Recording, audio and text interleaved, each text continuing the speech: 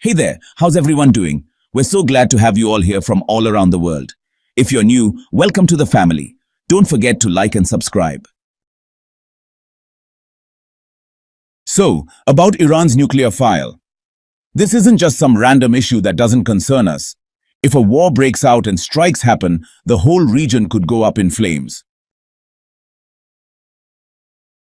But if we take a closer look, we'll see that after yesterday's indirect talks in Italy, Rome to be specific, things are pretty foggy.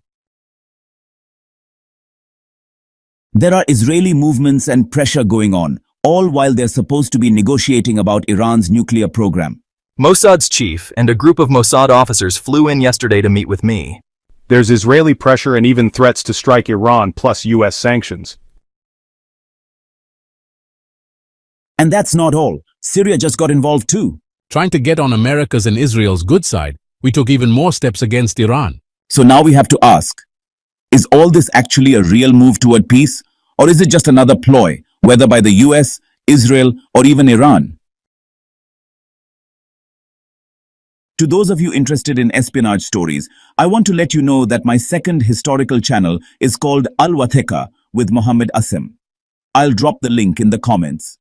Starting tomorrow, Sunday, we'll be bringing back spy stories twice a week, every Sunday and Wednesday at 8 p.m. on that second channel. Even if you've heard some of the stories before, this time they'll be presented in a whole new way. Not just reruns, there'll be surprises and a fresh take on geopolitical conflicts, empires, and the fall of nations, all with a historical lens. I hope you'll enjoy it. And if you haven't subscribed to the channel yet, go ahead. Join us and hit that subscribe button. Yesterday, indirect negotiations took place between the US and Iran. As you know, Iran is currently enriching uranium to 60%, but the US wants that number to go down to 0.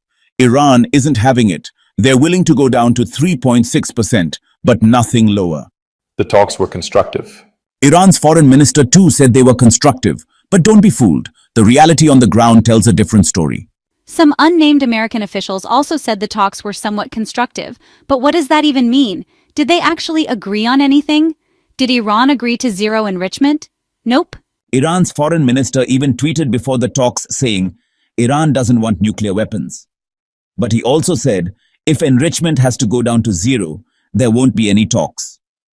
Iran is holding on to their right to enrich to 3.5 or 3.6% for peaceful purposes. Then Iran threw out a new proposal, a nuclear alliance. What does that mean?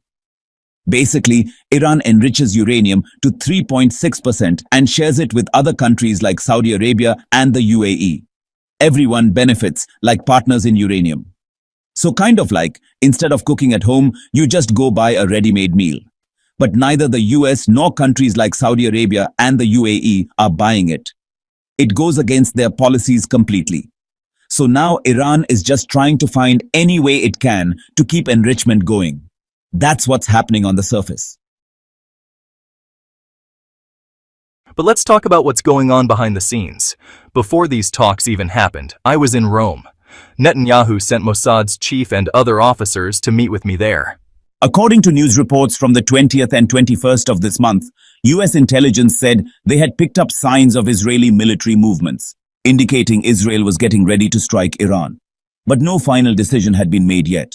Seriously, the US and Israel are so close that they even leak each other's secrets? Or is this just part of the game? You expect us to believe that the American press, like the Washington Post or New York Times, has satellite images of Israeli fighter jet movements all by themselves? No way. This is clearly a coordinated move between the US and Israel to pressure Iran. Iran wants 3.5% enrichment. Israel wants the entire Iranian nuclear program dismantled, along with their missile program. Basically, Israel doesn't want Iran to have any military capability at all. So Mossad's actions here are just a way to increase pressure.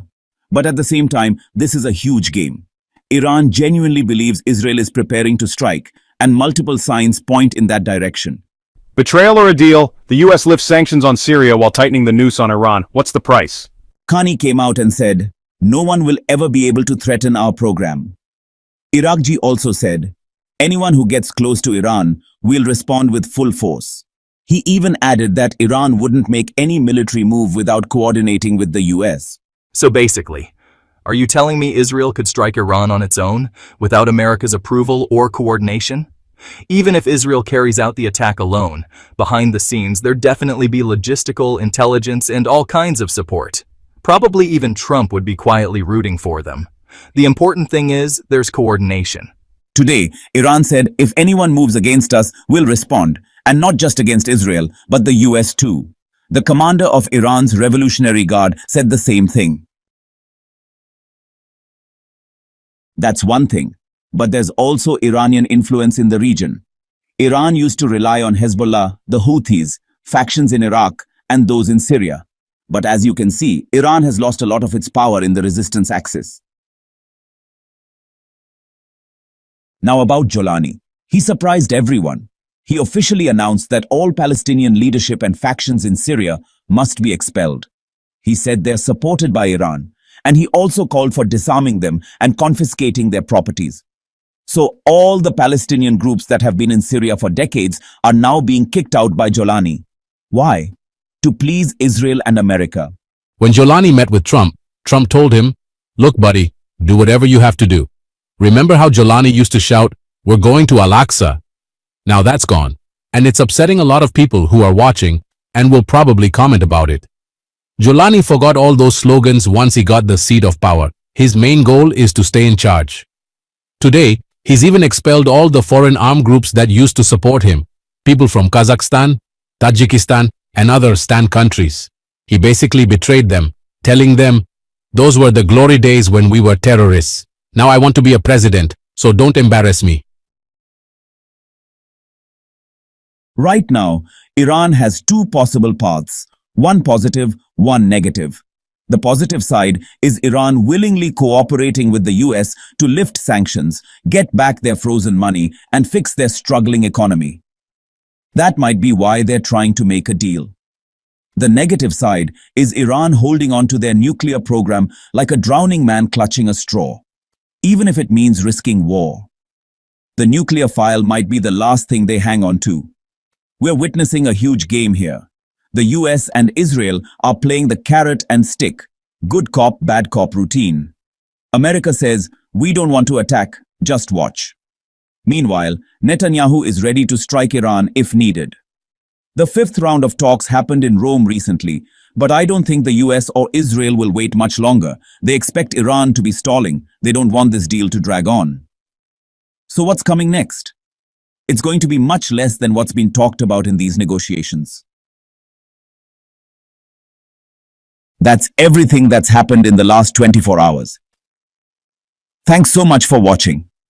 Let us know your thoughts in the comments, and don't forget to subscribe and turn on notifications. Here at S News, we're committed to giving you traditional and fair news.